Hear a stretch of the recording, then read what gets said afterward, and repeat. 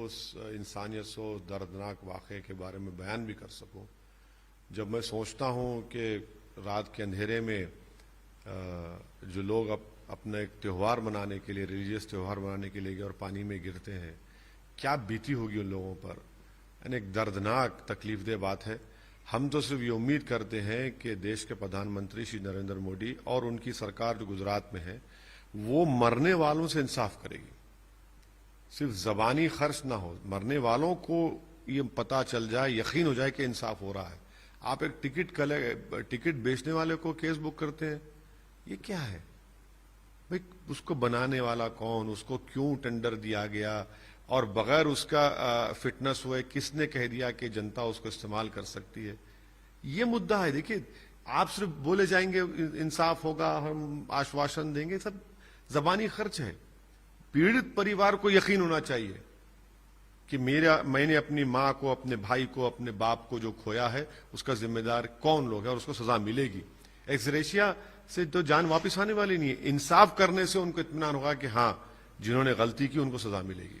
BJP ये कह रही है कि ऐसे मौके पे दीगर पार्टियां ऐसे मौके पर नहीं कोई, मैं लाशों के ऊपर सियासत नहीं करता हूं, ना करूंगा कभी।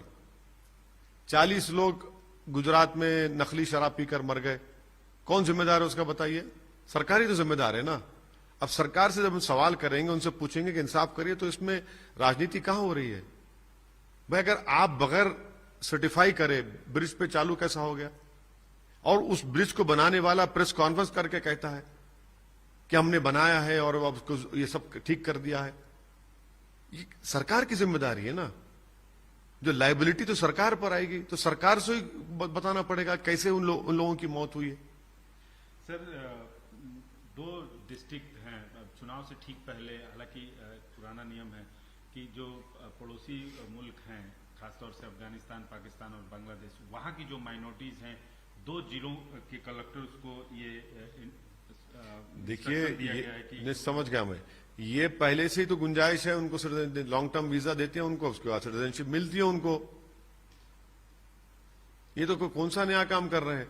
हम ये कह रहे हैं कि, और भाजपा कहती है कि बांग्लादेश में हमारे हिंदू भाइयों पर जुल्म हो रहा है, आपने कट ऑफ डेट लगा दी। फिर भाजपा कहती है अफगानिस्तान में हमारे सिख भाइयों पर, हिंदू भाइयों पर जुल्म हो रहा है, तो आपने कट ऑफ डेट लगा दी। आप रिलीजन न्यूट्रल इस कानून को बनाइए और CAA को NPR NRC से जोड़कर देखना पड़ेगा, अलहदा नहीं देख सकते उसको। अंग्रेजी में जो कहावत है कि devil is in the detail, detail NPR NRC में है और सुप्रीम कोर्ट सुन रहा है, देखते हैं क्या होता है।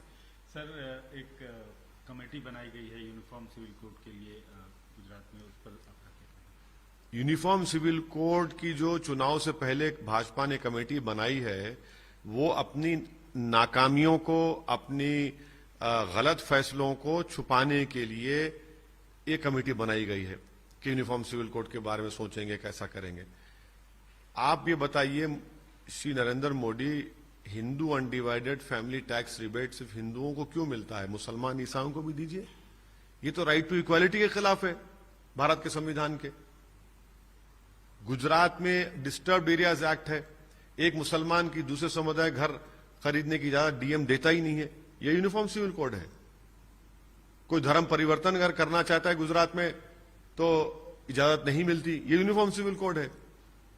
क्या डायरेक्टिव प्रिंसिपल इस संविधान में आर्टिकल 39 नहीं है, जिसमें कहा गया कि देश की पूरी दौलत को सब लोगों में बराबर बांटा जाए? आज देश की 60% दौलत कितने परसेंटेज लोगों के पास है बताइए आप? तो ये है अपनी नाकामियों को छुपाने के लिए यूनिफॉर्म सिविल कोड, और कुछ नहीं है। एक सियासी पार्टी है आम आदमी पार्टी, वो भी गुजरात में आजकल काफी सक्रिय है और उनके मुखिया ने बोला कि नोट पे गणेश लक्ष्मी की तस्वीर लगाई जानी चाहिए। इससे ये जो लीकर स्कैम में इस पार्टी के लोग जो पकड़े गए हैं, वो कौन सी नोट ले रहे थे? उनके एक मंत्री जेल में है, वो कौन सी नोट का इल्जाम उन पर लगा है? तो ये मुख्यमंत्री देश को बता रहे हैं कि सिर्फ नरेंद्र मोदी हिंदुत्व आइडियोलॉजी पर नहीं चल रहे हैं, मैं भी उनसे तेज चल रहा हूं, उनसे आगे बढ़ना चाहता हूं। वही तो कंपटीशन हो रहा है कि कौन हिंदुत्व की आइडियोलॉजी पर ज्यादा चलेगा। नोट पर तस्वीर लगाना किसी रिलीजियस पे, उस पे देखिए, नहीं देखिए, 2010 में RBI की एक रिपोर्ट है जिसमें कहा गया कि सबसे बड़ी पर्सनालिटी इस देश में महात्मा गांधी की है, उन्हीं की फोटो होनी चाहिए। उस रिपोर्ट को लेट अरुण जेटली साहब जब मिनिस्टर थे, उस वक्त एमपी होते थे हमारे दोस्त कीर्ति आजाद साहब, उनके सवाल के जवाब में उन्होंने कहा था कि मोदी सरकार उस रिपोर्ट को मानती है। मद्रास हाईकोर्ट, एक और हाईकोर्ट ने एक पिटीशन को रिजेक्ट कर दिया कि जो मांग कर रहे थे कि और पर्सनालिटीज की फोटो हो। मैं नहीं चाहता बहस मुसलमान कि हमारे मुसलमानों के मुकद्दस फोटोज लगाए जाए। अरे भाई क्या वो रोड सिस्टम कहां नहीं रखते, किधर किधर नहीं रखते लोग नोट।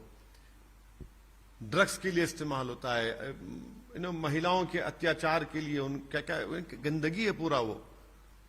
तो ये सवाल ये है कि ये आइडियोलॉजी की लड़ाई है, और हिंदुत्व की आइडियोलॉजी में ये बताना चाह रहे हैं कि सिर्फ नरेंद्र मोदी नहीं बल्कि हम भी उनसे आगे हैं। सर, अब थोड़ा हैदराबाद की बात कर लेते हैं। राहुल गांधी यहाँ पर भारत जोड़ो यात्रा में हैं, अभी मौजूद हैं। आज उन्होंने चार मीनार से काफी इमोशनल भाषण दिया और अपने पिता का जिक्र किया कि वो यहाँ आए थे।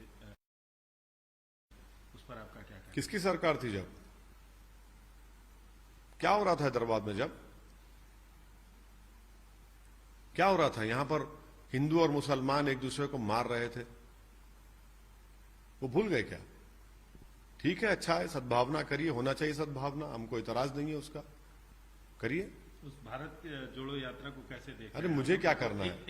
एक राजनीतिक के तौर पे। अरे मुझे क्या करना है? अरे मुझे क्या करना है? वो उनकी पार्टी का प्रोग्राम है, वो देख लें, वो बताएं। आपको नहीं कुछ करना है, लेकिन उनकी पार्टी के एक लीडर जयराम रमेश ने आपके बारे में आज कमेंट किया, बोला कि आप ऑक्सीजन देते हैं बीजेपी को, और बीजेपी आपको ऑक्सीजन देते हैं, आप उनको बूस्टर डोज देते हैं। राहुल गांधी अमेठी से हार गए तो ऑक्सीजन किसने बंद की? मैंने बंद की। 200 एमपी थे, 14 के चुनाव में 44 या 45 पे आ गए तो किसने ऑक्सीजन बंद की? इन कांग्रेसियों को जो अहंकार में डूबे हुए हैं, उनको ये समझ नहीं आता कि उनकी ऑक्सीजन कैसे बंद हो गई है। और मैं तो ये चाहूंगा कि इस महाशय की तरह ऐसे 100 लोग राहुल गांधी की तरफ जमा हो जाएं, तो अपोजिशन पार्टी से करने की जरूरत ही नहीं है। गालिब ने इन्हीं के लिए कहा था, जिसके दुश्मन आसमां क्यों हुए। सर, एक अंतिम सवाल। आज राहुल गांधी भारत जोड़ो यात्रा में थे और नेकलेस रोड तक गए, वही उसी नेकलेस रोड पे इंदिरा गांधी की मूर्ति लगी, उन्होंने वहां माल्यार्पण किया, लेकिन 4 कदम बाजू में नरसिम्हा राव जी की मूर्ति थी, वहां नहीं किया, ऐसी खबरें आ रही हैं। ये तो कांग्रेस में जो अभी जो लोग हैं उनको बोलना चाहिए। हमारे दोस्त हैं सीधर बाबू करीमनगर के, उनको बोलना चाहिए ये बात, उनकी पार्टी के लोगों को बोलना चाहिए। हम क्या बोलेंगे? हमसे सवाल ही करना गलत है। तो कांग्रेस पार्टी को बताना चाहिए कि वो क्या वजह है।